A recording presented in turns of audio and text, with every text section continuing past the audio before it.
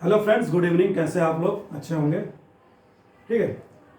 आज हम lecture start करेंगे जहां हमने कल एंड किया था, आर्टिकल 173 पर। मेंबर्स की जो एलिजिबिलिटी की बात की थी हमने 173 तक। कल हमने बात किया था राज्य विधानमंडल में किसे किसे शामिल किया जाता है। ठीक है। राज्य विधानसभा, राज्य विधान परिषद और गवर्नर। गवर्नर कौन है कि हम लोग पहले ही वो टॉपिक देख चुके हैं। कल हमने देखा था क्या, विधानसभा के बारे में, विधानसभा की संरचना देखा था, विधान परिषद की संरचना देखा था, बाकी योग्यताओं तक हम लोग आ चुके थे। कहाँ तक? आर्टिकल 173। अब आप कहेंगे 173 बात सीधे 191 क्यों? क्योंकि जो कॉन्स्टिट्यूशन में मेंशन किए गए हैं प्रावधान, प्रोविजंस, वो एक साथ नहीं है, आगे पीछे हैं। ठीक है, इसलिए हमने एक साथ इसको रखा है। जो राज्य विधानमंडल के सदस्यों के योग्यताएं, निर्योग्यताएं, ठीक है, शपथ स्थानों का रिक्त होना एक साथ। इसलिए अब हम बात करेंगे 170 के बाद 191। 191 इन एलिजिबिलिटी की बात करता है। ठीक है, कि कब कोई सदस्य क्या है, अयोग्य घोषित हो सकता है। ठीक है, इसमें जो पहला प्रोविजन है क्या है कि अगर वह कोई सदस्य होते हुए विधानमंडल का कोई अन्य लाभ का पद धारण करता है, ठीक है, प्रॉफिट ऑफ ऑफिस, जैसे किसी और बॉडी में, प्राइवेट सेक्टर में क्या है, वहाँ से वेतन भत्ते प्राप्त करता है, सुविधाएं लेता है, तो वह पद किस में आएगा? लाभ का पद में आएगा। ठीक है, ओके। तो फर्स्ट कंडीशन जो है, अगर वह लाभ का पद, मेंबर होते हुए भी लाभ का पद कोई धारण करता है, तो क्या होगी उसकी? उसकी मेंबरशिप अयोग्य घोषित कर दी जाएगी। ठीक है, वह मेंबरशिप उसकी कैंसिल कर दी जाएगी। ठीक। सेकेंड पॉइंट, अगर वह विकृत चित्त मन का हो जाता है, ठीक है, मेंबर है और क्या अनसाउंड माइंड का, किन्हीं कारणों से क्या होगा, मन स्थिति उसकी सही नहीं रहती है। ठीक है, साइकोलॉजी उसकी खराब हो जाती है। ठीक है, पागल नहीं कह सकते मेनली। ओके, तो इस स्थिति में क्या है, अनसाउंड माइंड में उसकी भी मेंबरशिप कैंसिल हो जाएगी। थर्ड पॉइंट है घोषित दिवालिया। किसके द्वारा घोषित दिवालिया? हमारे आपके कह देने से नहीं, कोई क्या है वो दिवालिया घोषित हो जाएगा। किसके कहने पर? न्यायालय द्वारा। ठीक है, न्यायालय में केस चलते हैं किसी मैटर को लेकर, फाइनेंशियल मैटर को लेकर। दिवालिया वर्ड यूज होता है फाइनेंशियल के लिए ही। ठीक है, जैसे कई कंपनियां अपने आप क्या है, दिवालिया घोषित कर देती हैं, बैंक करप्ट हो जाती हैं अगर उन्होंने कर्ज लिया हुआ है बैंकों से। तो तीस तरह से अगर वो मेंबर क्या है, घोषित दिवालिया हो जाए न्यायालय द्वारा, तो क्या है, उसकी मेंबरशिप समाप्त या कैंसिल कर दी जाएगी। फोर्थ पॉइंट जो इसमें निर्योग्यताओं में है, इन एलिजिबिलिटी में, वह सिटीजनशिप से। अगर वह क्या है, भारत का नागरिक न रहे। ठीक है, हम बात कर रहे हैं विधानमंडल की, और नागरिकता की बात कर रहे हैं किसकी? भारत की। क्यों? क्योंकि भारत में क्या है, हमारे कॉन्स्टिट्यूशन में एकल नागरिकता की बात की गई है, न कि दोहरी नागरिकता की, जैसा कि अमेरिका में है। स्टेट की नागरिकता अलग होती है यूएसए में। ठीक है, यहाँ दोहरी नागरिकता है और एक सेंटर की, संघ की नागरिकता अलग होती है। तो वहाँ के सिटीजन जो हैं, नागरिक, दो नागरिकता को अडॉप्ट किए हुए हैं। ओके, तो भारत की नागरिकता उसके किन्हीं कारणों से चली जाए, जैसे वह किसी और राज्य की, क्षेत्र की, राज्य इन सेंस कंट्री की बात कर रहे हैं हम। ऐसा नहीं कि यूपी का व्यक्ति एमपी में ले नागरिकता। क्यों? ठीक है, क्योंकि नागरिकता यहाँ एक है, देश की, नेशन की। तो अगर वह सिटीजन नहीं रह जाता है, ठीक है, तो उसे क्या किया जाएगा? राज्य विधानमंडल की सदस्यता से, मेंबरशिप से अयोग्य घोषित कर दिया जाएगा। उसकी सिटीजनशिप क्या होगी? समाप्त हो जाएगी। फिफ्थ पॉइंट क्या है? दल बदल कानून। इसे भी हमने कई बार देखा। दल बदल कानून कब लाया गया था? 1985 में 52, ठीक है, 52nd कॉन्स्टिट्यूशनल अमेंडमेंट एक्ट 1985 द्वारा। इस एक्ट के तहत अगर कोई भी मेंबर क्या हो, अयोग्य घोषित हो जाए, और ये अयोग्यता का निर्णय कौन करता है? कोर्ट। राज्यपाल, कोर्ट, या विधानसभा अध्यक्ष, या सभापति। विधानसभा अध्यक्ष अपने अपने हाउसेज में, अपने अपने सदनों में पीठासीन अधिकारी, पीठासीन अधिकारी मतलब अध्यक्ष, या विधान परिषद में कौन? सभापति। ठीक है।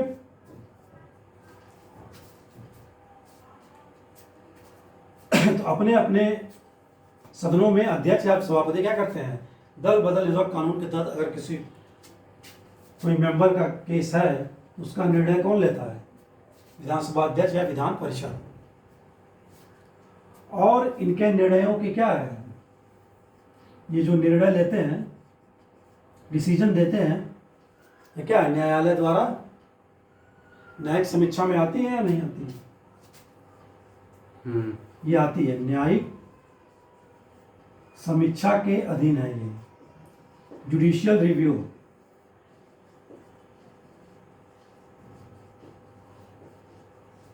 कोर्ट में केस चल सकता है। हालिया एग्जाम्पल लेटेस्ट राहुल गांधी का कोर्ट में केस चल रहा था, लोकसभा।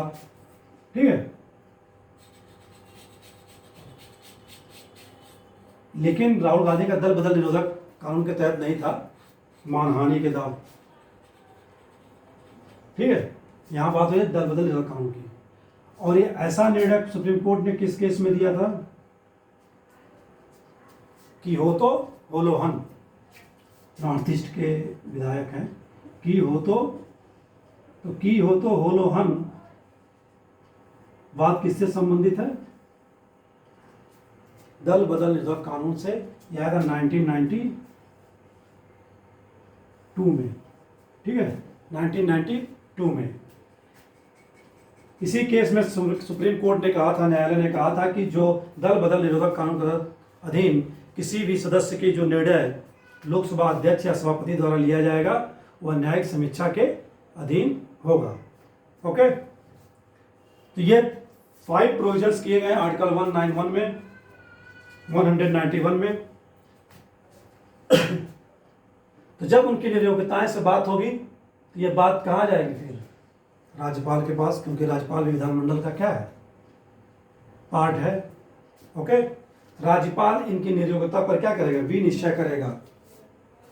आर्टिकल 192 के तहत राज्यपाल इनकी नियोक्ता से संबंधित विनिश्चय करेगा। और विनिश्चय किसके परामर्श पर करेगा? राज्य निर्वाचन आयोग। ठीक है। सेंटर पे हमने देखा था राष्ट्रपति विनिश्चय करता है, परामर्श लेता है इनकी नियोक्ता से संबंधित, किससे? मुख्य चुनाव आयुक्त से। ठीक है। यहां पर भी राज्य निर्वाचन आयोग से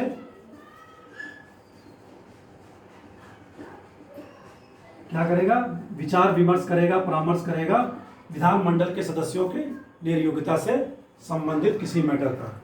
ओके।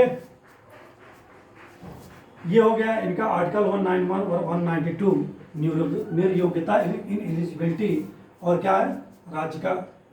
राज्यपाल का विनिश्चय। अब आर्टिकल बात करेंगे हम 188। 188 किसकी बात करें? शपथ या प्रतिज्ञान का, ओथ और अफर्मेशन। तो किसी राज्य के विधानमंडल के सदस्यों को, मेंबर्स को ओथ या और अफर्मेशन कौन दिलाता है? राज्यपाल। ठीक है। किसी राज्य विधानमंडल के सदस्यों को शपथ किसके द्वारा दिलाई जाती है? राज्यपाल द्वारा।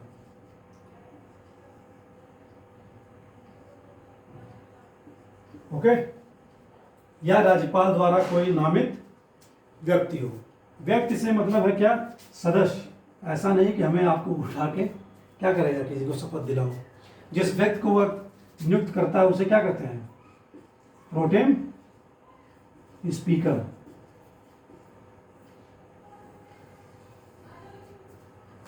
ठीक है, प्रोटेम स्पीकर कहेंगे उस व्यक्ति को, और वो व्यक्ति, इस व्यक्ति का क्या काम होता है, सिर्फ और सिर्फ शपथ दिलाने का कार्य क्या किया जाता है प्रोटेम स्पीकर द्वारा। ओके, तो ये हो गया इनके शपथ या प्रतिज्ञान से संबंधित, जो राज्यपाल या राज्यपाल द्वारा नियुक्त किसी व्यक्ति या प्रोटेम स्पीकर द्वारा राज्य विधानमंडल के सदस्यों को क्या है, शपथ दिलाई जाती है, ओथ दिलाई जाती है। ओके, अब इसके बाद हम फिर से वापस आ जाएंगे 193 पर।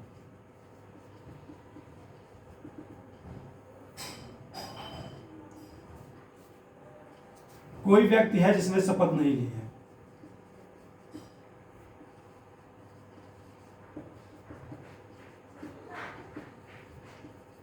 ठीक है, कोई व्यक्ति है जिसने शपथ नहीं ली है,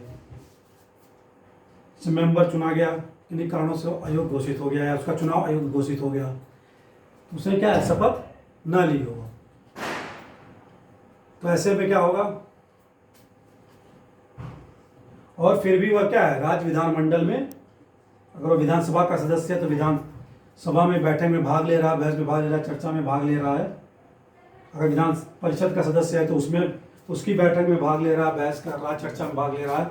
इवन वो क्या कर रहा है, वोट भी कर रहा है, मतदान भी कर रहा है। ठीक है,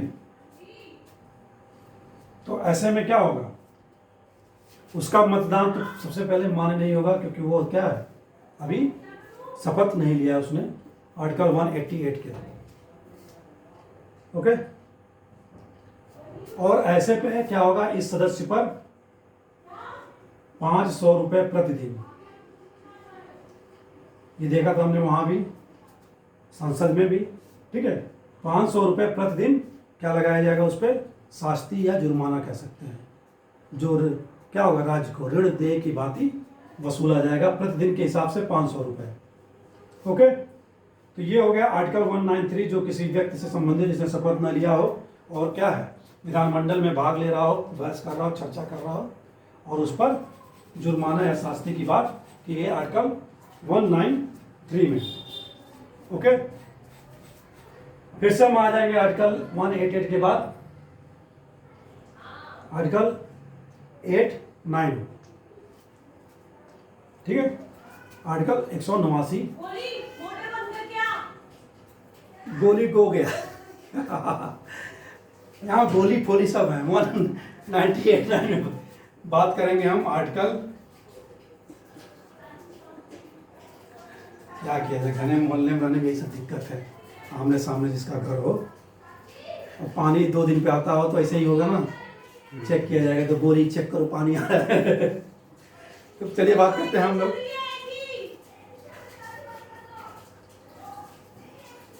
मैडम की आवाज़ बहुत तेज है। चलिए ठीक है, आर्टिकल 189,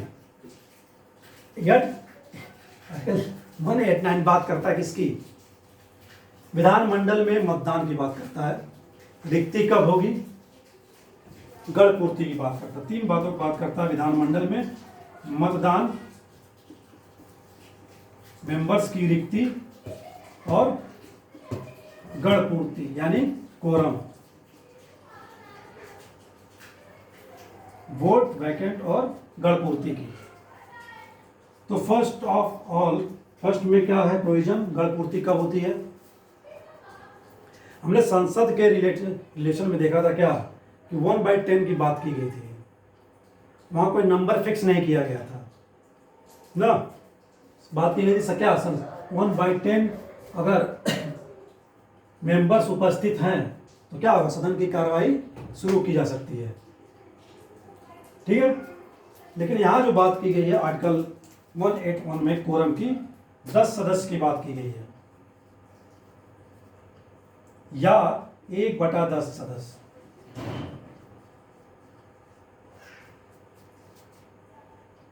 जो भी अधिक हो, जैसे यूपी की विधानसभा कितनी है मेंबर्स, 403, तो 1/10 कितने हो जाएंगे, 43। ठीक है, 10 से ज्यादा है 40, हाँ वही 40, 10 से ज़्यादा हैं उसी की बात करें, जो भी अधिक हो। अगर हम गोवा की बात करें जिसमें कितने हैं 40, 40 का 1/10 4, तो क्या 4 तो नहीं होगा ना, 4 पे कार्रवाई सुनने की जाएगी। 10 सदस्य चाहिए ही, वही बात कर रहा है, जो भी इसमें क्या हो अधिक हो। ओके, सेकंड पॉइंट इसमें जो है क्या, पूर्ति देख लिया हमने, मतदान और रिक्ति की बात करते हैं। मतदान कब किया जाएगा? मतदान की बात है किससे? विधानसभा अध्यक्ष या विधान परिषद के सभापति की बात कर रहा। सेकंड मतदान की, वह क्या है, प्रथमतः अपने मत का प्रयोग नहीं करेगा। प्रथमतः मतलब सबसे पहले अपने मत का प्रयोग नहीं करेगा।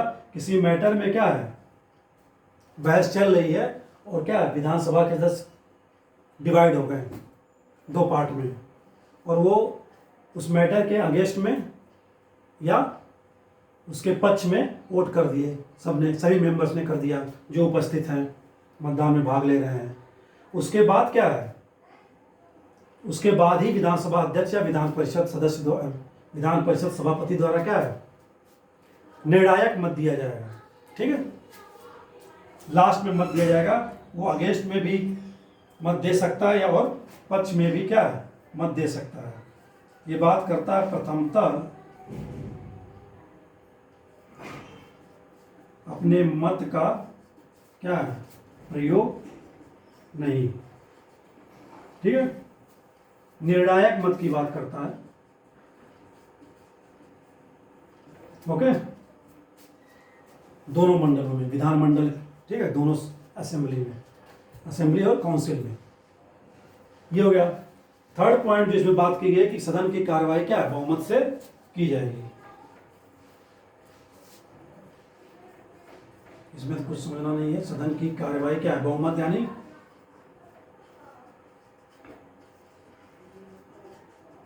बहुमत से जो सदस्य उपस्थित होंगे, ठीक है, उनका बहुमत होना चाहिए। सदन की कार्रवाई जब की जाएगी तो क्या होगा, वो बहुमत से होने चाहिए। जितने सदस्य उपस्थित होंगे क्या है, उसका 50% होना चाहिए बहुमत।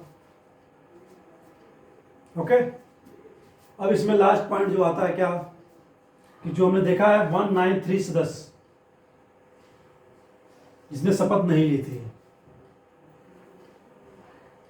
क्या है फोर्थ पॉइंट इसमें कि आर्टिकल 193 के तहत जो व्यक्ति जिसने शपथ नहीं ली थी वह क्या करता है, सदन की कार्रवाई में भाग लेता है, चर्चा करता है, बहस करता है।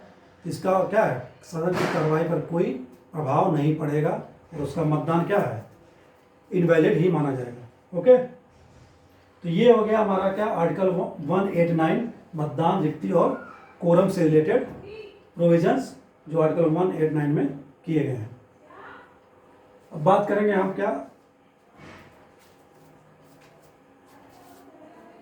191 से शुरू किया हमने, अब वापस आएंगे किसमें, आर्टिकल 190 में।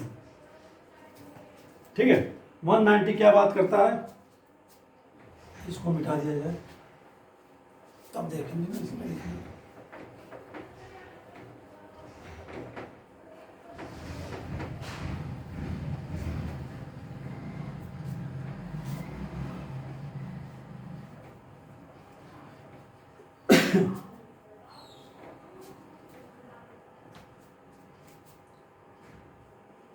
आर्टिकल 190,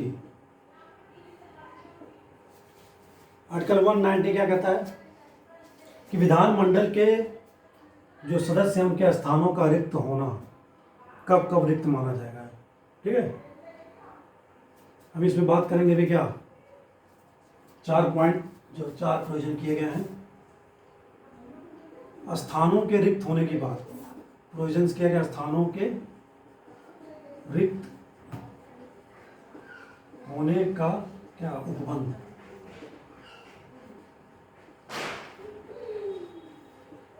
फर्स्ट प्रोविजन क्या है इसमें, कब विधानमंडल के में क्या है, मेंबर्स के स्थान क्या है, रिक्त माने जाएंगे। जब कोई मेंबर, सदस्य, कोई व्यक्ति क्या है, विधानसभा का सदस्य निर्वाचित हो जाता है, और साथ ही साथ वह क्या है, विधान परिषद का भी सदस्य निर्वाचित हो जाता है। यानी दोनों सदनों का क्या है, वह सदस्य निर्वाचित हो गया है। ठीक है। तो ऐसे में क्या है, उसको एक सदन से क्या है, रिजाइन देना पड़ेगा। अगर वह ऐसा नहीं करता है तो उसकी दोनों सदनों की क्या सदस्यता समाप्त मानी जाती है। ठीक है। दोनों सदनों का सदस्य निर्वाचित होने पर उसका पद क्या है, रिक्त माना जाएगा। अगर एक से रिजाइन नहीं देता है तो। ठीक है। दूसरा प्रोविजन इसमें ये किया गया कि अगर कोई मेंबर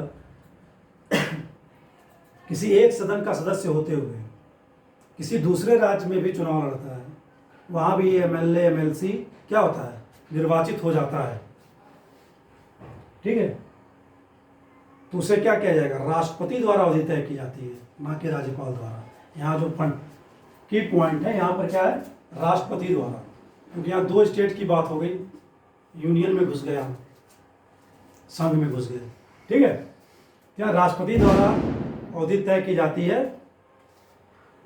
क्या कि वह एक जगह से क्या करे, रिजाइन करे। आप कहीं से भी चुनाव लड़ सकते हैं किसी भी स्टेट में, लेकिन दो विधानसभाओं से, दो प्रदेश की विधानसभाओं से, या ठीक है, अगर आप सदस्य निर्वाचित होते हैं एक राज्य के बाद भी दूसरे राज्य में, तो राष्ट्रपति द्वारा अवधि तय की जाती है। और इस अवधि में अगर आप एक स्टेट से क्या रिजाइन नहीं करते तो फिर भी आपके क्या होगा, यहाँ भी दोनों सदनों की सदस्यता क्या है, निर्वाचित हो, समाप्त घोषित कर दी जाएगी दो राज्यों से निर्वाचित होने पर।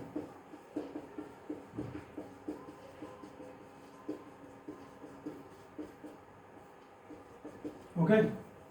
दो राज्यों की विधानसभाओं या विधान परिषद में आप क्या है, निर्वाचित होने पर राष्ट्रपति द्वारा दी गई तय अवधि में अगर आप एक स्टेट से रिजाइन नहीं करते तो दोनों स्टेट की असेंबली या विधान परिषद से क्या है, आपका मेंबरशिप समाप्त कर दी जाएगी। ओके। या जो हमने अभी देखी थी क्या, आर्टिकल 191 निर्योग्यता की जो बात करता है। ठीक है।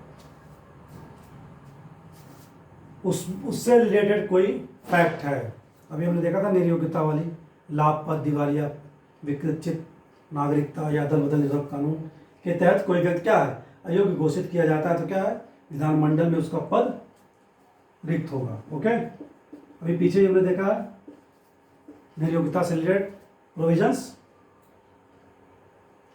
ठीक है। ये हो गया थर्ड का ये फर्स्ट पार्ट था। क मान लीजिए आप, क में क्या, या वो स्वयं इस्तीफा दे दे।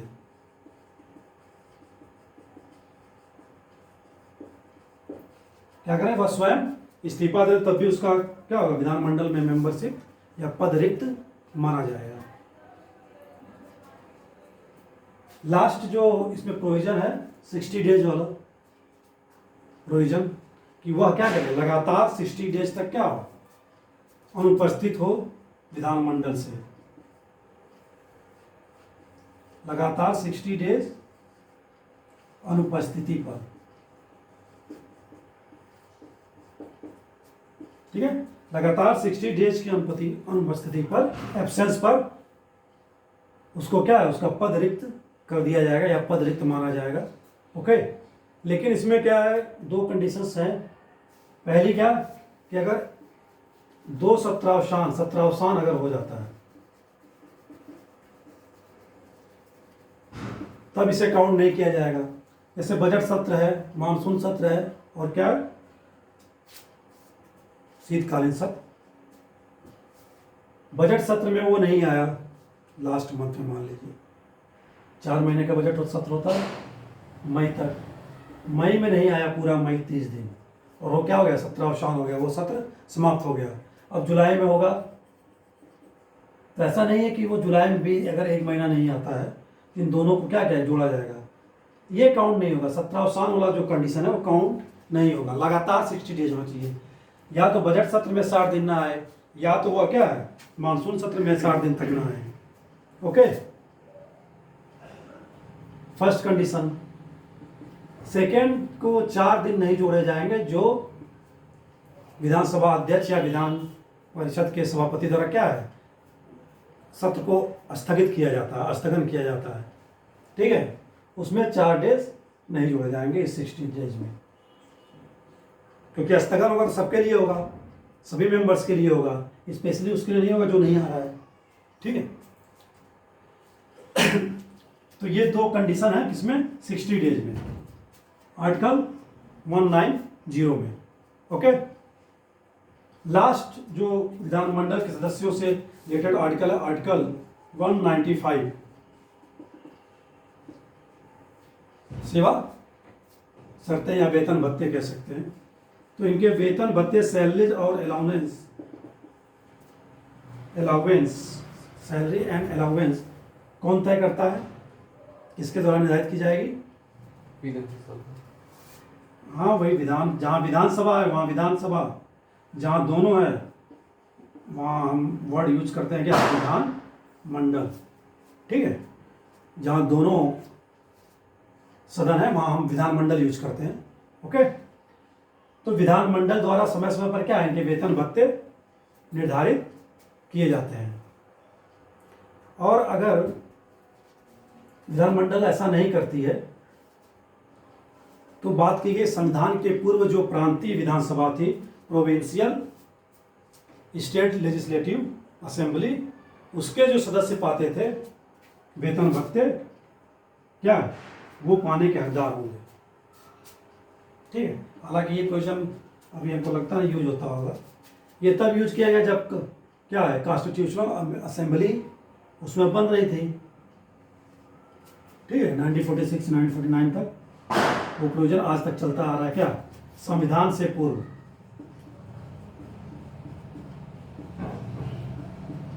संविधान से पूर्व जो प्रांतीय विधानसभा के सदस्य पाते थे वेतन भत्ते, ठीक है, वो पाने के क्या होंगे, हकदार होंगे।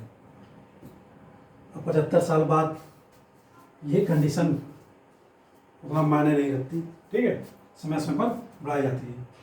तो ये हो गया हमारा क्या, राज्य विधानमंडल के जो दोनों सदनों के बारे में, उनके सदस्यों के बारे में, उनके स्ट्रक्चर के बारे में, विधानसभा विधान परिषद के। ओके, तो आज लेक्चर को यही एंड करते हैं। कल हम देखेंगे क्या, presiding officer of state legislature. ठीक है, राज्य के विधानमंडल के पीठासीन अधिकारी। ओके, नमस्कार, शुभ रात्रि। क्या